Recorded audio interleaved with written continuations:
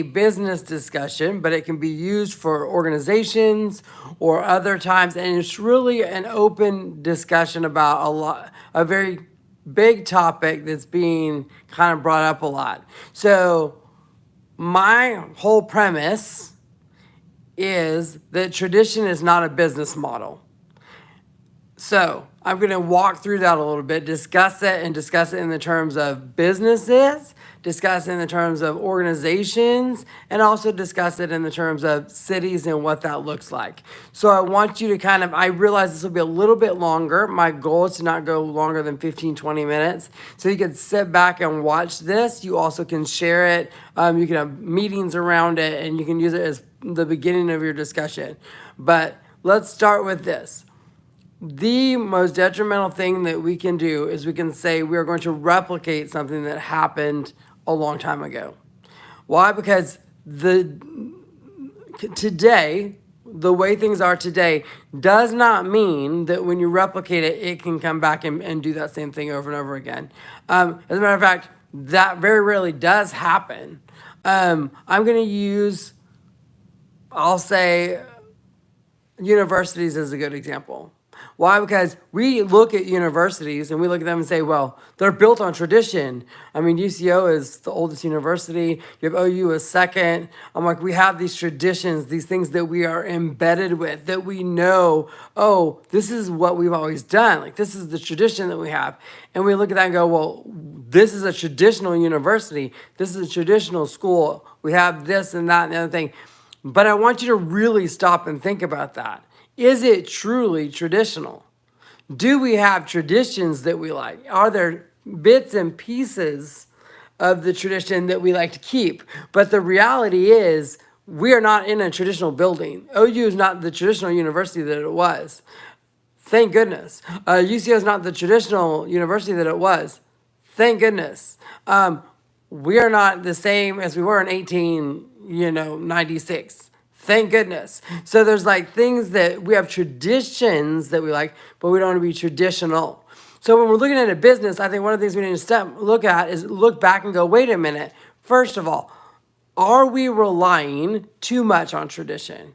Are we looking at that and saying, well, we're going to open this business because it was here a long time ago. Everybody loved it. They had a great time. They thought it was fantastic. And yet it's not here anymore. So if so, TGNY would be out of all over the place. Or green stamp stores. I mean, green stamps were the best. In case you don't know, if you're a little young, let me explain what a green stamp was. A green stamp, you got them and then you put them in little books and you got stuff. So you got like lamps and you got music and you got all these things and you could go bowling to win them. I mean, you got all kinds of fun stuff because green stamps were super cool. They were a thing that was really exciting. So were cassettes. So were VHS tapes. And yet we don't use them. Why? Because we now have digital streaming. Records, a little bit of a, you're like, sir. I was like, it's true. We still have record players. Why? Because we just love records. Are they traditional? I would argue they're made differently. The technology is different to make them. They're less expensive. Not the music, but the actual record itself, because they can be mass produced. So it would look different. So then when I think of things like department stores, well, department stores used to be big, massive JCPenney's, Montgomery Ward's. I mean, all these wonderful mall stores that are closing. All these wonderful spaces and all these stores that we remember, that we love and adore, that are gone. And I'm like, what happened to these stores? What happened to these stores is they did not go with the times that were coming. And so when we look at that, we're like, oh, so these are lessons to be learned, lessons that we can learn. Say, we have to upgrade. We have to see what's coming and be able to maneuver within it. Not replicate some of the bad stuff. Because I'm going to tell you, there's some stuff out there that big companies do that I would never want to replicate. There's stuff that little companies do that I would not want to replicate. But I'm hoping that you take the best of the big ones and the best of the little ones and create the best business that works for you in the time and space that you're in. Now, don't misunderstand the idea of revitalization, the idea of taking a building that was an older building and putting the facade back up and the nostalgia that goes with it. I love that. I'm a Main Street, like, I love it. I'm a proponent. I love revitalization. I love all the brickwork. I'm sappy at Christmas time with traditions. So I am a traditionalist. But a business that I'm going into, I want it to function like it's supposed to. I want it to have modern conveniences. I want it to have modern taste profiles. Because guess what? What I ate when I was a kid is not what I eat now. So if I'm going into a restaurant right now, I'm expecting farm to table. I'm expecting you to go to the farmer's market, be able to pick up the best ingredients, make the best crust, make the best bread, make the best steak. I mean, you need to give local farmers and create that space. If you're gonna go squish it together, put some, pink goo in it and call it a burger, I'm not gonna love it. Because that's not what I want anymore. Because that's not what my tastes are anymore. So you're going to have to modernize what I knew as maybe a McDonald's and add something to it, because I'm still going to wonder where a nugget comes from. Right? So it is like, well, what are we going to do about this? We have to modernize it and change it. McDonald's have changed. Oh my goodness. How many times have you gone in and now you hit a screen and order your food? That's different. They've automated a lot of it. I said very different. So there's a lot of things that are changing even in those spaces that are unique. So that's not that, and it's traditional, but ultimately it's a modern tradition. So we have to be aware of that. So if you're looking at your business and you're like going, well, I have traditions everywhere, and yet you're looking at your trajectory of your business model and you're flat. So your actual profits are staying the same because you've relied on that tradition and you're like, it's not moving. You have to then look at it and go, what's working and what's not? This is very difficult. And these questions are very important. So you need to be able to say, this works and this doesn't. And if it doesn't, get rid of it. I understand people are going to be upset. They're going to be mad. They're going to be like, that's tradition. We've always done that. Well, if it's so traditional and you loved it so much, why were you not in the store, and why is the store not doing better? That is a good question to ask, because at that point, you then will know whether it is vital or not. Right? So we need to do that. I'll use another example, a large corporation example. Disney. Disneyland and Disney World, very different back in the day. Now you can buy passes to skip the line. Disney Corporation is making R-rated movies. So there's like all these things. They're conglomerates. They're in everything. They're creating movies that are very different than they used to. All the way that they do their animation is different. So like that company doesn't even look the same when Walt was alive. So we have to look at that and go, okay, car companies, very similar. Traditionally, they were a certain way. They sold a certain way. Now there's like, we got EVs, we have hybrids, we have regular gas vehicles, we have all these things that are happening. So everything is changing and morphing. Now we do have what I call nostalgia, or sometimes wishing that things were back the way they were. But really, we don't shop that way. Like, we don't shop based on that. We don't go back and be like, if we did do that, the whole shopping landscape would be different. Inflation would be different. Because if we said we're not going to buy something because it's too expensive, and everybody stopped buying it, guess what? The price would come down. I mean, and yes, it's very basic and antiquated, and there's all kinds of other forces that go along with that. But the reality is, if there's too much supply of something, then the price comes down. If there's too much of it and we don't buy it, the price comes down because they got to get rid of it. They got to sell it. So you have that. When we're looking at organizations, I can tell you, and I said I'm going to do a video on bringing a brand back to life, because I've done that. Like, that is an important thing, where it was like a brand that looked like it was closing and it wasn't, and yet we brought it back to life. When we look at an industry, I worked for the wine industry for a very long time. And when I did, I looked at what the wine industry looks like in Oklahoma now, what historically it looked like, because it looked very different when all the wineries first opened, because there weren't that many. It grew and grew and grew, and the way that it looked, the way that it morphed, the changes that it made, the way that wine was produced, and whether it was brought in or grown on site or all the things, it looked different. And so the industry was struggling and grappling with that and going, who are we?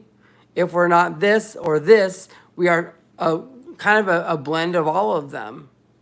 And so it is important that we are a blend of all of them. Now I'm looking at the modern wine industry in Oklahoma. They're learning. They've got events going on. They're promoting themselves. They've got incredible spaces for you to do videos. They've got, backdrops for you to take pictures. They're doing live events. I mean, all these things that are happening are creating experiences. Well, those experience creations it is kind of nostalgic, but it's a modern experience that they can put on a phone or they can show people. So they're learning that, yes, we have a tinge of tradition that we remember, but we're upgrading our tradition. So that's very important. So a couple things I want you to think of is, do I overly rely on traditions? What can I do to change those traditions or help them be an enhancement to what I'm already doing? Can I use modern technology or modern practices to actually encourage the tradition? So, for example, Summer Breeze in the summertime. It is tradition in Norman, when the students leave, we start to have concerts every 2 weeks on Sundays at Lions Park. That's been in Norman for a very, very long time. We do that still. When the students leave, after graduation, the next Sunday or not long afterwards, we are going ahead and doing that and saying, hey, we're going to have live music every couple weeks. And you know when it stops? Right about when students come back. It is a summer resident chance for you to community get together and experience it together. For a long time, you brought your own beverages. Now we have wineries and we have breweries that go there. We have food trucks that come in there. It is an event. We also have social media that promotes it, and we have all these things that happen. So even that event that is a tradition in Norman and a part of our summer life has been enhanced. So that's important. And it continues on because of it, which is amazing. Agriculture has changed significantly. We've actually gone backwards and forwards all at the same time. Why? Because guess what? We originally were small farmers, then we became corporate farmers. Now we're kind of going back to being small farmers, but we've used science and technology and growing practices to learn what works and what doesn't. So we're using the education and the science out there, whether it's regenerative ag or permaculture or some of the other different practices, and going back to small farming and creating these amazing spaces and creating these amazing farms. So young people are going back into it because they're also doing YouTube channels, and they have brands, and they're selling direct to consumer online. And so they're using modern technology to get their product off their farms into the hands of consumers, which is them building a small farm. So tradition plus technology and modernism creates amazing, right? So we are really seeing that. So if you blend the two, it works. If you rely on one only, it does not. So be aware of that. So with that in mind, I want to tie it to what I do. One of the things that I'm doing and building and creating is a modern Norman. And that is what I want. I want a blend. Why? Because Norman is very traditional in a lot of ways. It is a college town. It has been a college town for 100 years. It has a particular perception. The perception is that it's quite liberal, that it has a lot of creatives, and it has a lot of music, and it has all these beautiful homes, but it's small and it's quaint, is the old perception. That's kind of the perception. And there's some people that still live here that believe it is a small town, it is quaint, and it is want to hold on to that tradition. Don't change it. Leave it the same. Please don't touch. And yet, that's not the reality of where we're at. We are a larger city. We're the third largest city in the state. We are changing a lot.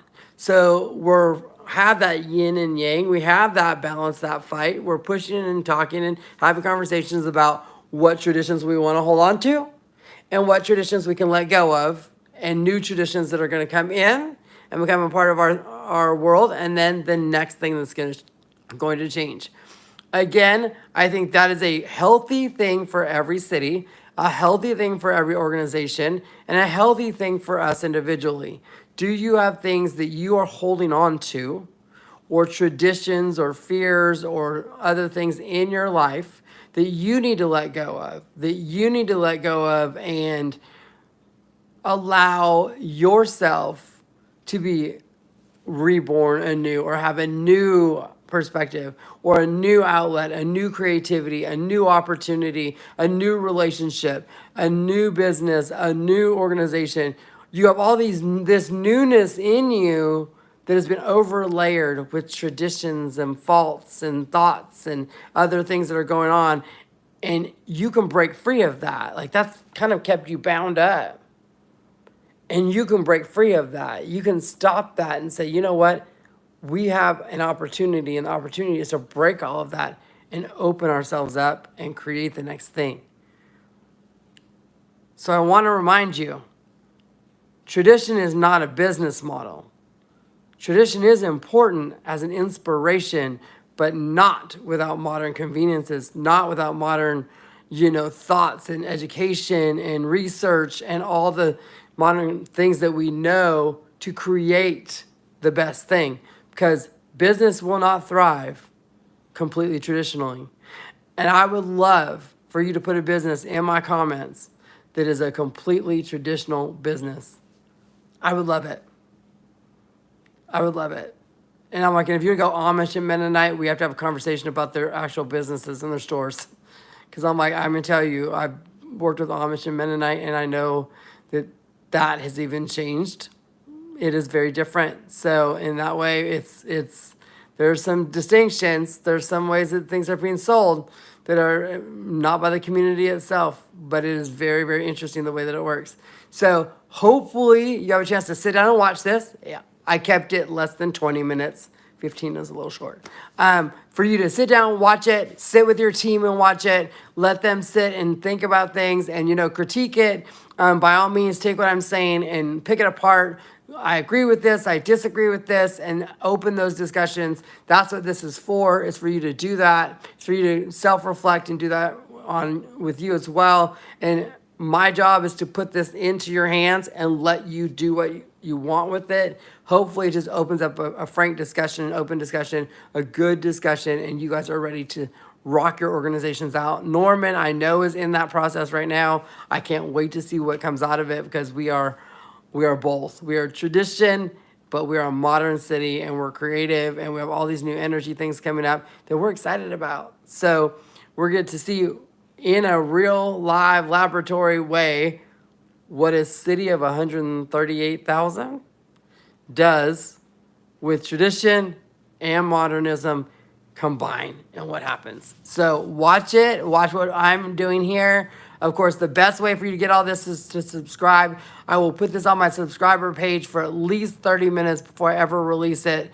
to my people that are not subscribers on YouTube. And then at that point, I will also release it to the public on my Facebook page and my other ones. So if you want to know things first, if you want to have them in your hands first, the best way to do that is to subscribe and make sure that you are on that list so you get it. Thank you, business people. Thank you, organizations. Thank you for people that are trying to do your best. You have the hardest job, no doubt. And I honor all of you that took the risk to start a business and try it. And it is a brutal, amazing, crazy thing that you do. But I'm impressed. And I'm impressed with anybody that does it, works or doesn't work. The fact that you tried is phenomenal. But I want to keep things going. I want to keep us on the right path. And I think we can do that. So thank you so much. Check out my business and life channel. You can get a lot more content there. And I can't wait to continue this discussion.